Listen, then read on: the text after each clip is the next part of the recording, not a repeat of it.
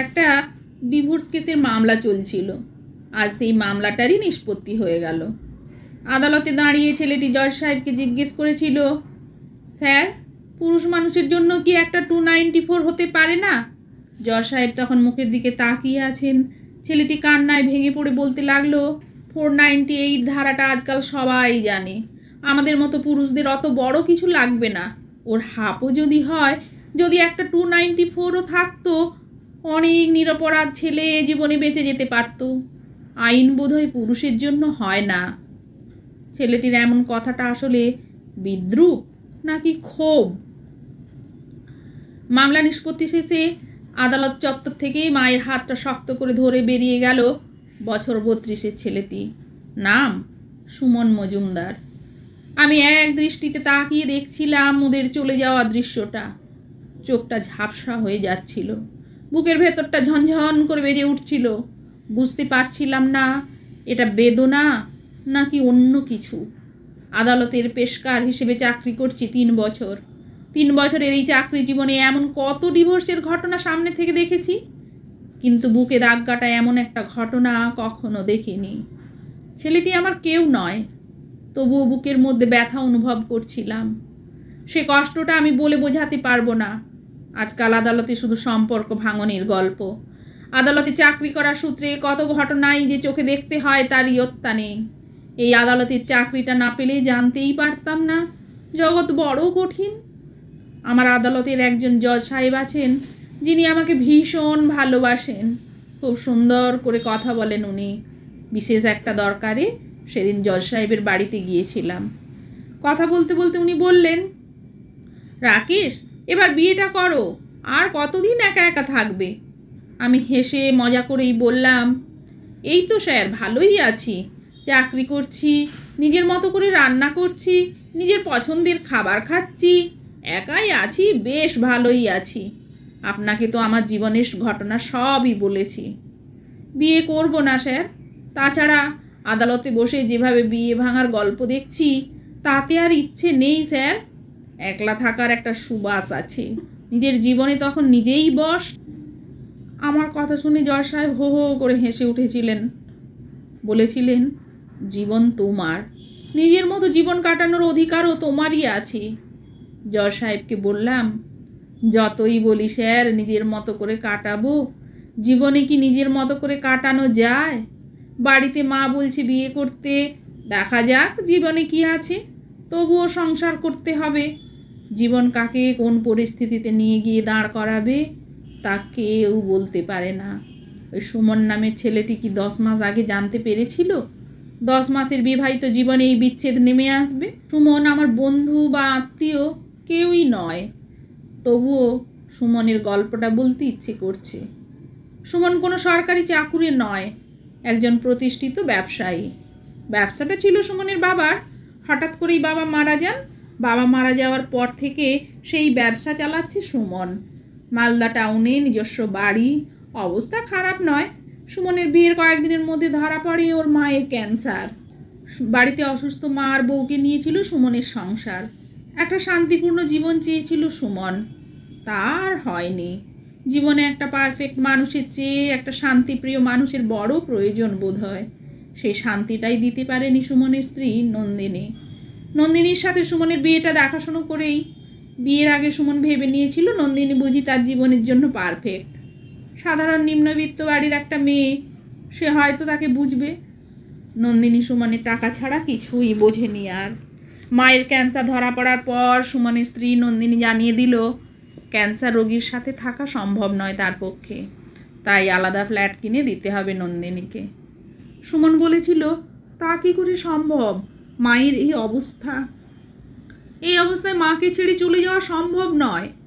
নন্দিনী শুনে বলল, তাহলে 25 লাখ টাকা দিয়ে দাও, আমি বাপের বাড়িতে গিয়ে থাকবো। কি বলো? এই অবস্থায় তুমি এসব বলতে পারো না। আমি পারবো না দিতে। তারপর থেকে শুরু হলো অশান্তি। নন্দিনী জানিয়ে দিল, মাসে 20,000 টাকা হাত খরচ দিতে হবে। যদি পারো তবেই তোমার সাথে থাকবো, তা না হলে নয়। সুমন রাজি হয়েছিল। প্রথম 2 মাস 20,000 করেই দিয়েছিল। নন্দিনী যেন খুশি নয়। সুমনকে বলে বসলো, আরও 10 বাড়াতে হবে। মানে মানে আবার কি? 20,000-এ কি হয়? সুমন স্পষ্ট ভাষায় জানিয়ে দেয়, পারবো না দিতে। না পারলে বিয়ে করেছিলে কেন? আমি তো তোমাকে আর এমনি এমনি বিয়ে করিনি। কী সব বলছো তুমি? ঠিকই বলছি, আমার পক্ষে সম্ভব নয়। তোমাকে ডিভোর্স দেব, বধূ নির্যাতনের কেস করব, যা পারো করে নিও। তারপর নন্দিনী বাপের বাড়িতে ফিরে আসে, বধূ নির্যাতনের কেস দিয়ে ডিভোর্সের মামলা করে। অভিযোগ করে শাশুড়ি আর স্বামী প্রচণ্ড অত্যাচার করে। 50 লাখ টাকার দাবি করে বসে। অবশেষে 24 লাখ টাকায় রফা হয়।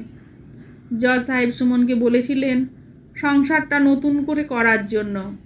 কাঠগড়ায় দাঁড়িয়ে সুমন জজ সাহেবকে বলল, স্যার, আমি কিছু বলতে পারি?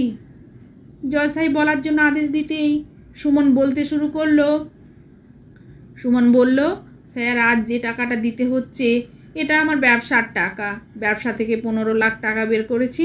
মায়ের সেভিংসে ছিল সেখান থেকে 4 লাখ টাকা, আর এপাশ ওপাশ থেকে ধার করে আরও 5 লাখ, মোট 24 লাখ টাকা দিচ্ছি।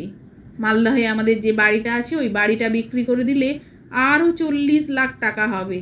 মোট 64 লাখ টাকা আমি ওকে দিতে রাজি আছি।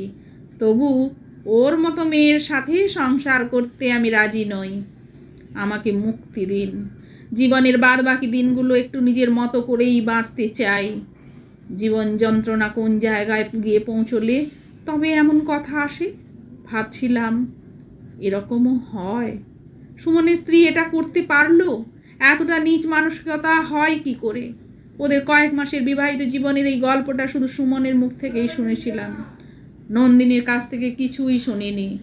আমি নন্দিনীর মুখ থেকে না শুনলেও সুমনের এই গল্প যে সত্যি সেটা আর বলার অপেক্ষা রাখে না। সুমনের সাথে যা ঘটলো তা আমার সাথেও ঘটতে পারত। ভাবলেই যেন শিউরে উঠছি। হয়তো আমাদের বোলপুরের বাড়িটাই বিক্রি করতে হতো, হয়তো নিঃস্ব হয়ে পথে বসতাম। আমি সুমনকে না চিনলেও খুব ভালো করে চিনি নন্দিনীকে। অনেক দিন পর আজ নন্দিনীকে ভালো করে চিনলাম। মনে মনে বললাম, নন্দিনী, তুমি একটুও বদলাওনি। ছি, তুমি একই রকম রয়ে গেছো। এই নন্দিনী আসলে আমার প্রাক্তন প্রেমিকা। আমরা দুজনেই বিশ্বভারতী ইউনিভার্সিটির স্টুডেন্ট। আমি তখন 3rd ইয়ারে পড়ছি। ওর সাথে আলাপ হলো। 5 বছরের প্রেম। এই 5 বছর আমি ওর জন্য কী না করেছিলাম। শেষে নন্দিনী বলল, আমার মতো মেয়েকে বিয়ে করার কী যোগ্যতা আছে তোমার? কত টাকা রোজগার করো তুমি? অথচ নিজে টিউশন করে তখন আমার সাধ্য অনুযায়ী সব আবদার মিটিয়েছি। প্রতি মাসে হাত খরচের টাকা আমি তুলে দিতে ভুলে গেলেও ও চাইতে ভুলে যেত না।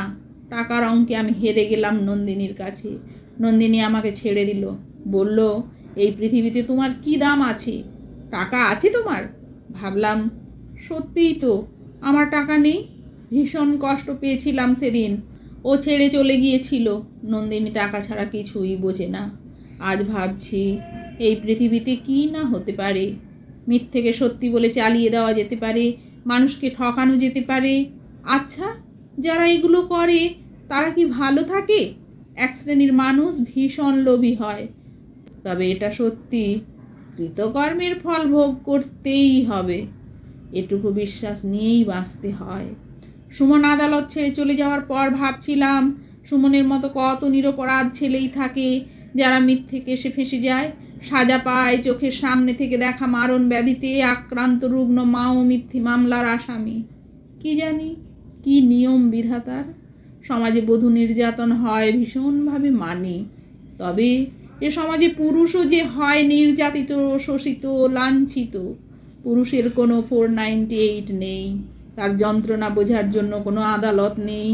টাকা পয়সা সম্পত্তি সর্বস্ব হারিয়ে ফেলে মুক্তি খুঁজতে হয়। বিচ্ছেদ মানে কে বলেছে বেদনা? বিচ্ছেদ আসলে মুক্তি, চিরতরে মুক্তি।